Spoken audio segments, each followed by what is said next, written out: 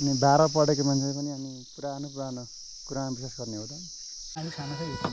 अतिथि देव भव भने चाहिँ हामी गएको अवसर पारी गाउँमा भेषा लगाउनु भारत छ।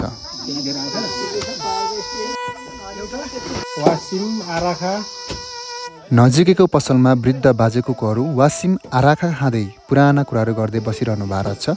हामी पनि एकछिन गफमा भुलिन पुग्यौँ।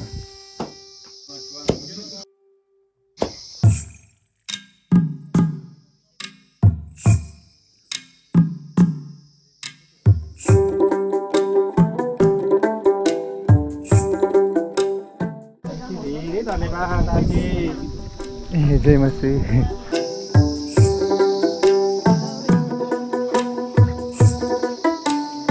म पक्रेर बस्छु नि।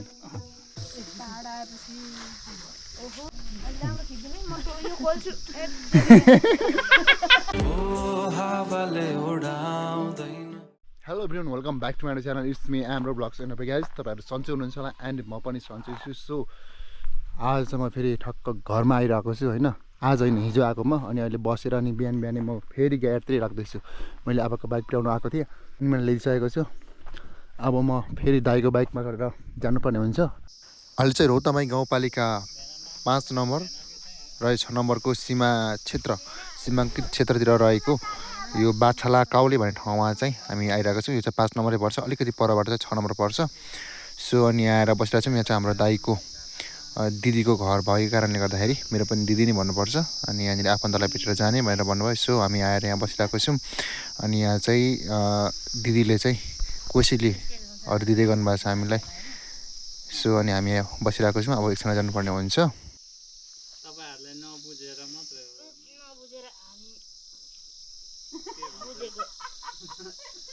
कतिसम्म पढ्नु भएको बुनुले? अनि 12 पढेको मान्छे पनि अनि पुरानो कुरामा विश्वास गर्ने हो त।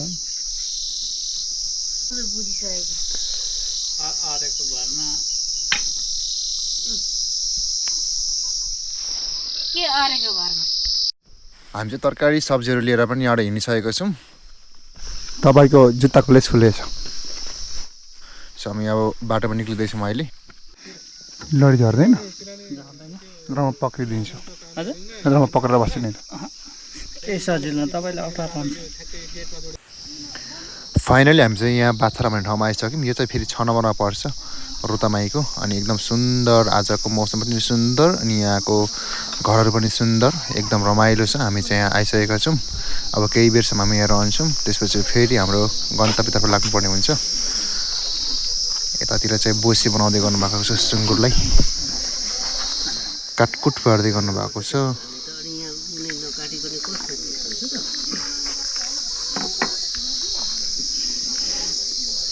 अर्ग्यानिक स्टाइलले बनाउँदै गर्नुभएको छ यहाँ चाहिँ।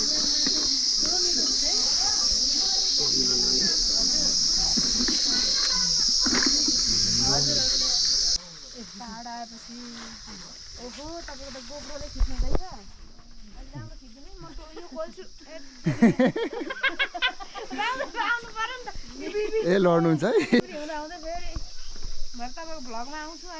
होइन आउँदिनँ, भ्लग बनाउँछु।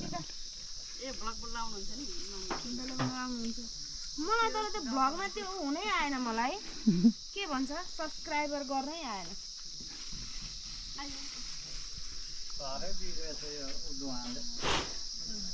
किचन छुट्टै हुनुपर्छ है, राम्रो हुन्छ।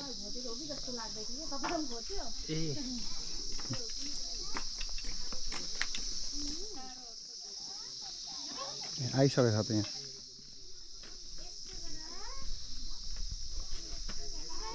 घाउडिया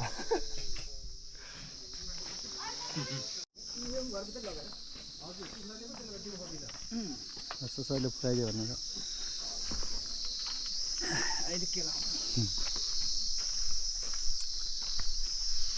यो गर्नु मात्रै धुवा उडिरहेको छ। ए बोटै देख्नु भएको छैन? अहिले यसो औगजहरूलाई जिस्काउँछौँ लगेर आएको म। यो कस्तो हुन्छ भनेर सोध्नु थाल्नु पर्यो। नहसाउँ न कि तपाईँको लानी टेक्निक हो यो माग्नु नसकेर भनेर।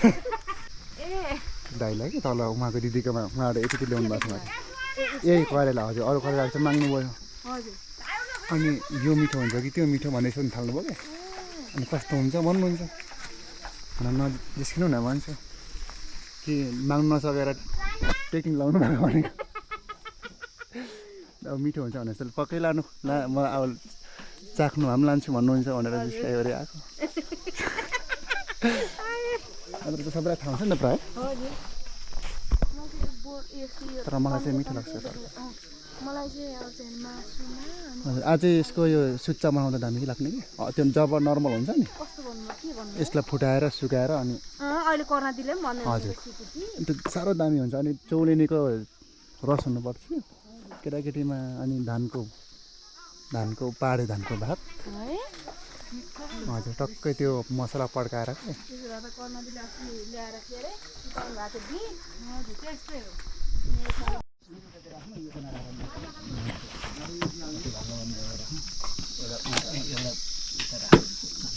यो एक एकवटा छ नि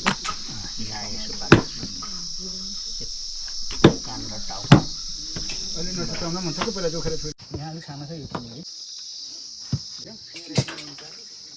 अगाडिको पनि ठ्याक्कै छ नि होइन पछाडिको पनि छ नि माग्नेलाई दिने के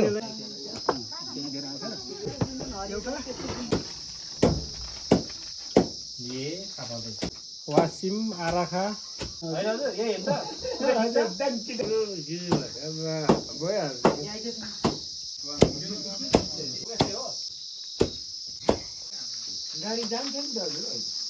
अब त भ्याउँदैन होला अब त भ्याउँदैन होला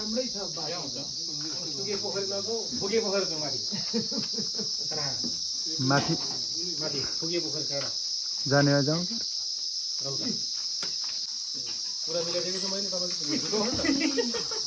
तपाईँको कुरा मिलाइदिएको छ मैले यता अवधिको मिलाइदिनु बाँकी छ अब मिलाइदिएको छ नि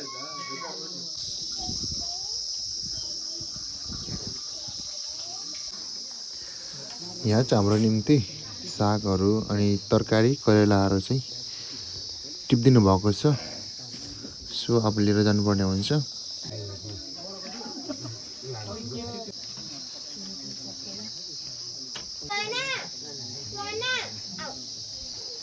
हामी चाहिँ करेला खाँदैछौँ इस्कुस पनि भन्छ यसलाई तर हामी चाहिँ बच्चादेखिको करेला भनेकोले करेलै भन्नु ठिक लाग्छ सो अब हामीले चाहिँ खाइरहेको छौँ यो चाहिँ हामीलाई उसिनेर राखिदिनु भएको रहेछ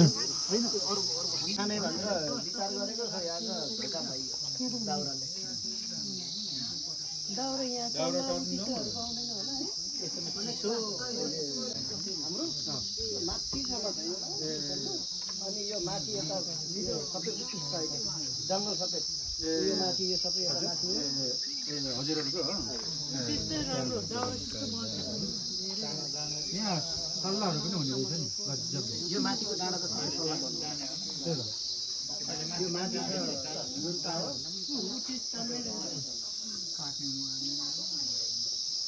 गर्नु